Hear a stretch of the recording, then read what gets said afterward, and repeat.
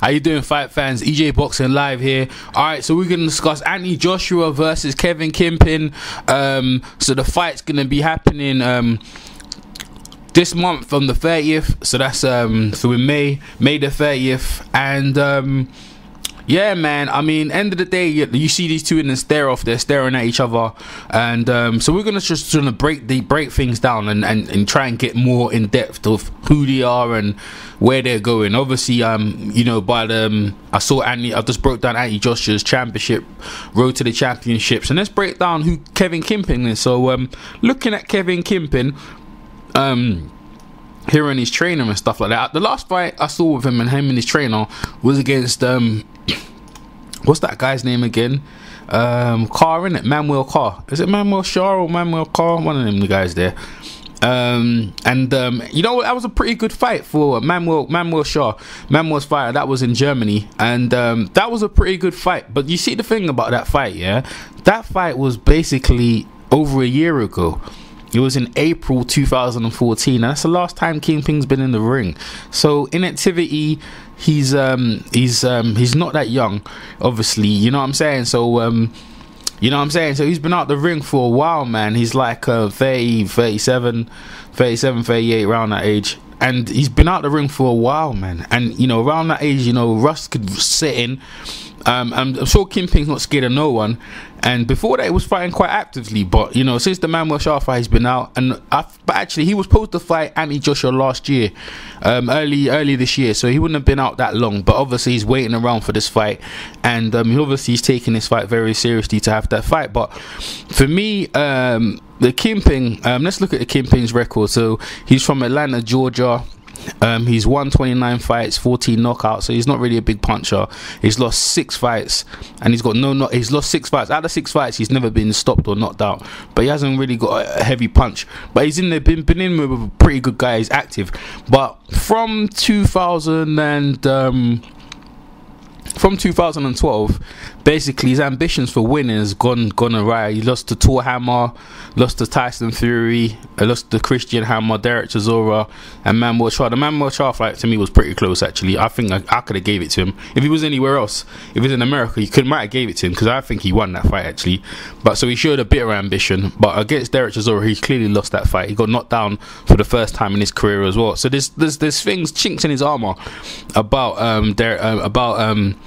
Kevin Kimping Johnson. So yeah, so definitely Kimping's chinks in his armor. And you know what I'm saying, like, so he might be coming to the end of the road, or maybe this might be the start, but I don't know. By his record, people might look at it as genuine, but I'm telling you, if you look at some of the performances, he's in there with the performances, but he's not, but somewhere, because he's fighting in other people's hometown, he's not getting decisions, but he's not doing enough to get the decisions, you know what I mean? He's like, he's there. It's like if he just done a bit more, he could do something, but he never does.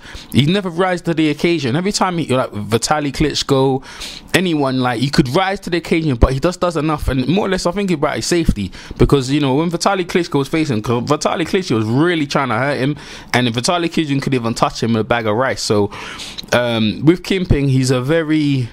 It depends what mind state Kimping comes into the fight, man. It depends what mind state, but most of the time it's usually he comes into the right to not really survive, because I wouldn't say he hangs on, but he comes in and usually basically slicks Philly shell and evades a lot of shots. But he might be coming to the end of the road. In this picture here, obviously, you see him with the Kimping. I think that's with his wife or some woman, pretty woman, whatever he's with. And, you know, the Kimping is the king. The king of not getting up is what he is, man. He's a bit you could see he just lacks ambition, and he's got everything there, but he hasn't got the desire like what Anthony Joshua's bringing. And so that's the only thing with Kimping, so I'd say. But going into Anthony Joshua here, well, this is a man who means he wants to go somewhere. He means business. He's obviously one Olympic gold medalist. He means something. He wants to go somewhere. He's taking people out quick. You know, they're putting him in a Kimping so he show something. And I tell you what, man, he's definitely training hard like a beast. And he's definitely not like Vitaly. I know Vitaly Klitschko didn't stop Kimping, but he's definitely going to be throwing more punches than Vitaly Klitschko. Arguably hits just as hard as Vitaly Klitschko, and he's powerful, man. So you know what I mean? He's going to put tremendous pressure on Kimping. But as he's putting tremendous pressure on Kimping, and he's trying to live up to the greats like Mike Tyson and all the old time greats, Mike Tyson, Joe Louis, and all the greats before him, trying to live up to that thing and trying to walk the same road as them guys there. I feel, you know, there's a certain point he might put some doubt, especially when he can't get Kingpin out. Maybe round 4, if it goes round 4. I mean, let's go to Anthony Joshua's record in terms of what's going on and who the guys he's fought and stuff like that, because it's very important we go, you know, break down certain things, because we've just been around Kingpin's record. So he's never been in the 4th round. He's never been in the 4th round since Andy Joshua. His career started in 2013. Obviously, he won Olympic gold in 2012, and he's never been into the 4th round. And this is the Kingpin. You know, these are the things that we want to see. But is he gonna shoot? You know, try and knock Kingpin out so much that he's gonna make himself tired and leave himself open. The fight is scheduled for. I think it's scheduled for a 10 rounder. I'm not too sure. I think it might be scheduled. If it's scheduled for a 12 round, boy, it's not a good idea. I hope they didn't do that. That'd be a big mistake, you know. I mean, Joshua's basically fights before have been scheduled for 8 rounds, so this would be a first 10 rounder. But against Kingpin, you're gonna have to do 10, because Kingpin don't do no less than 10 rounds anyway. So 10 rounds maximum. They need to at least 10 rounds. If it's 12 rounds, I don't like I tell you, man, I don't like it. If Anthony Joshua comes in and he starts flaming punches, he's gonna get tired, man. He's probably gonna get tired. You know, he's probably gonna get tired in the fight, and things start going against him. And this is what I'm trying to say. He might start doubting himself, as you can see in this picture here. He might start doubting his ability, because Kingpin has been there and he can go the distance easily against some guys who arguably have been better than Joshua. But Joshua's gonna try and knock him out. Joshua will try to do it early, but I don't think Joshua should try to. I think Joshua should stick to his game plan. Let's try to box him. Just like Fury, just beat him on points if you can. Do not try and knock out Kingpin. Do not. But because he's an exciting fighter, you know, he wants to live up to like the Mike Tysons and them, he's going to try to. And all the odds and stuff like that. If you're betting guy, I tell you what, if you might bet on Kingpin to go the distance.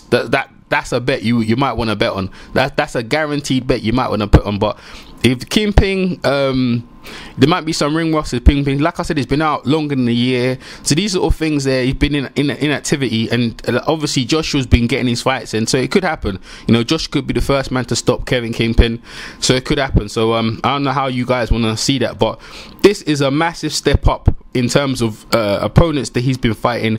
Not Max Skelton and not Michael Sprott, because them guys are old. Them guys been fighting Europeans level, they've been losing mainly as well, and it's not the same. Kingpin is more active than that, even though it's a year out, but his levels of who he's been fighting, and this is a massive step up for Anthony Joshua, and hope he doesn't try and go in there and try to blow him up. But if it does happen, I'll be like, whoa boy. I mean, the whole world will start, because people in America, they'll find out about this.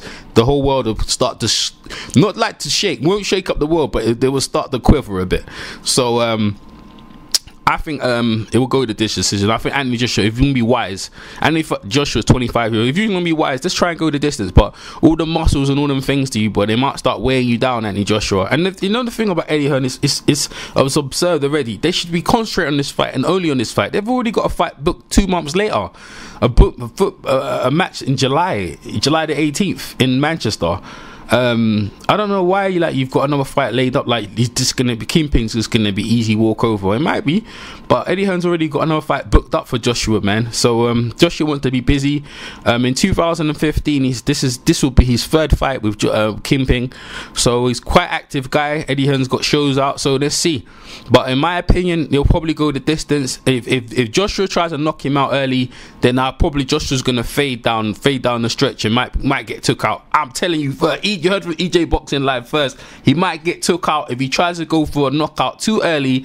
He might fade, not because Kingpin's hurting him, because of fatigue and because he's tired. That's the only reason. And he comes mentally strength there, because he's never been into them rounds. Round 5, round 6, round 7. Like Ali said with George Foreman, same thing. He'll just drain you down. Round 8. If anything, what round did Ali knock down?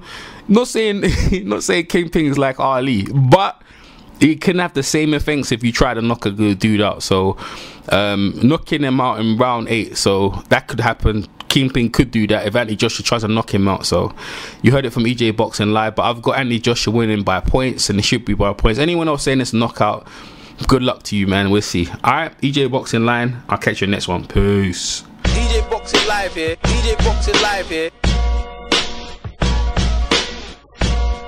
Buster Douglas knocked him out. Buster Douglas, the fat bump, the legend.